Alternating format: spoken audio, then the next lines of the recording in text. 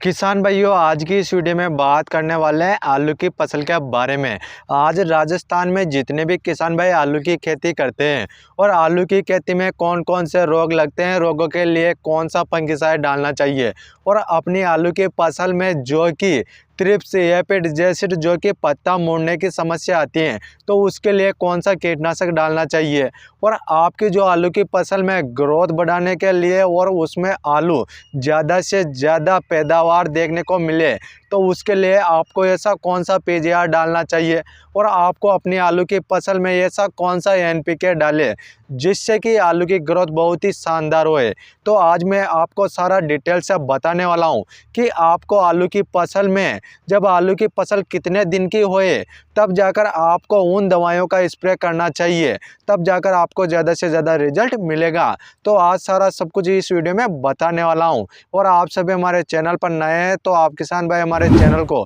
जल्दी से सब्सक्राइब कर लीजिए, क्योंकि आप किसान भाइयों को अलग अलग फसलों के बारे में इस चैनल के माध्यम से जानकारी मिलती रहती है और आप सभी को बताता हूं कि अपनी फसलों में कौन कौन से रोग लगते हैं, कौन कौन से कीट लगते हैं, उन सभी की जानकारी आपको इस चैनल के माध्यम से देखने को मिल जाती है। और आज आपको यह वीडियो शुरू से लेकर लास्ट तक देखना है, तभी जाकर आप सभी अपनी आलू की फसल में कौन कौन से फंगिसाइड डालना चाहिए, कौन सा पीजीआर डालना चाहिए, कौन सा कीटनाशक डालना चाहिए, उन सभी के बारे में आपको अच्छे से जानकारी मिल जाएगी। किसान भाइयों, आपको अपनी आलू की फसल को रोगों और कीटों से बचाना बहुत जरूरी है, तभी जाकर आप किसान भाई आलू की फसल से आगे जाकर अच्छे से पैदावार ले पाएंगे। यदि आप किसान भाइयों की आलू की फसल में रोग भी लग जाता है तो आप किसान भाई आगे जाकर आलू की खेती से पैदावार नहीं ले पाएंगे, क्योंकि आप किसान भाइयों की आलू की फसल में एक ऐसा रोग लगता है जिससे कि आपकी आलू की फसल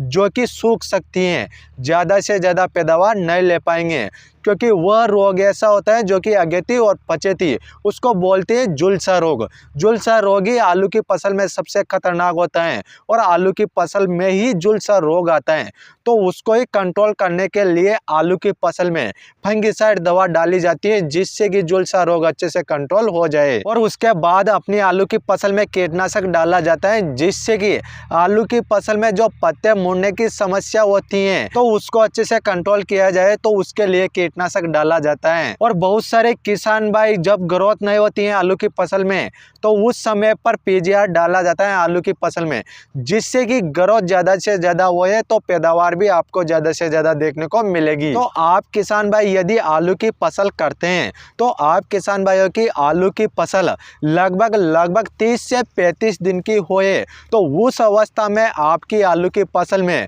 रोग भी आएगा, कीट भी आएगा, अनेक प्रकार की समस्याएं देखने को मिलती हैं। तो उसके लिए आपको फंगिसाइड के रूप में ले सकते हैं धानुका कंपनी का जो M45 फंगिसाइड आता है, तो उसको आप 500 ग्राम प्रति एकड़ के हिसाब से ले सकते हैं, या फिर वह मार्केट में नहीं मिलता है तो उसके अलावा आप बायर कंपनी का एंट्राकोल जो फंगिसाइड आता है तो उसको 500 ग्राम प्रति एकड़ के हिसाब से ले लेना है। या फिर यह फंगिसाइड भी नहीं मिलता है तो आप यूपीएल का साफ फंगिसाइड ले सकते हैं, 350 ग्राम प्रति एकड़ के हिसाब से आप इस फंगिसाइड को ले सकते हैं। क्योंकि किसान भाइयों, यदि आप इनमें से किसी भी एक फंगिसाइड को लेते हैं तो आपकी आलू की फसल में जो अगेती पचेती जो झुलसा रोग आता है तो वह अच्छे से कंट्रोल करता है। और अब बात करते हैं जैसे कि अपनी आलू की फसल में जो कि पत्ती मुड़ने की जो समस्या आती है, पत्ते मुड़ जाते हैं आलू की फसल में, जो पौधों में होते हैं तो वो पत्ते मुड़ जाते हैं, तो उसके लिए आपको कीटनाशक लेना है।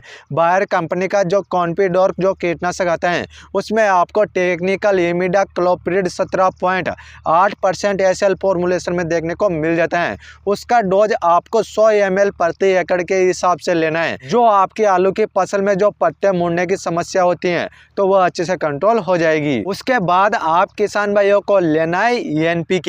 एनपीके लेने से यह मतलब है किसान भाइयों आपकी आलू की ग्रोथ अच्छे से नहीं हो रही है तो आपकी आलू की ग्रोथ को बढ़ाएगा, हरी भरी रखेगा। तो उसके लिए आप एनपीके 19 आपको 1 किलो प्रति एकड़ के हिसाब से लेना है, क्योंकि आपको इस NPK में 19% नाइट्रोजन, 19% फास्फोरस और 19% पोटेशियम देखने को मिल जाते हैं, जो कि तीनों पोषक तत्व बराबर बराबर मात्रा में देखने को मिल जाता है, जिससे कि आपकी आलू की फसल को किसी भी प्रकार का पोषक तत्व की कमी देखने को नहीं मिलेगी और अच्छे से ग्रोथ करेगा। और अब बात करते हैं कि आपकी आलू की फसल में ज़्यादा से ज़्यादा आलू निकले तो उसके लिए आपको ऐसा कौन सा PGR का स्प्रे करना चाहिए। तो उसके लिए भी मैं आपको कुछ दवाइयाँ बता देता हूँ। तो आप किसान भाई सिजेंटा कंपनी का इसाबियोन के नाम से जो PGR आता है तो उसको आप 350 ml प्रति एकड़ के हिसाब से ले सकते हैं, या फिर आपको यह PGR नहीं मिलता है तो आप इसके अलावा सिजेंटा कंपनी का जो क्वांटिस जो PGR आता है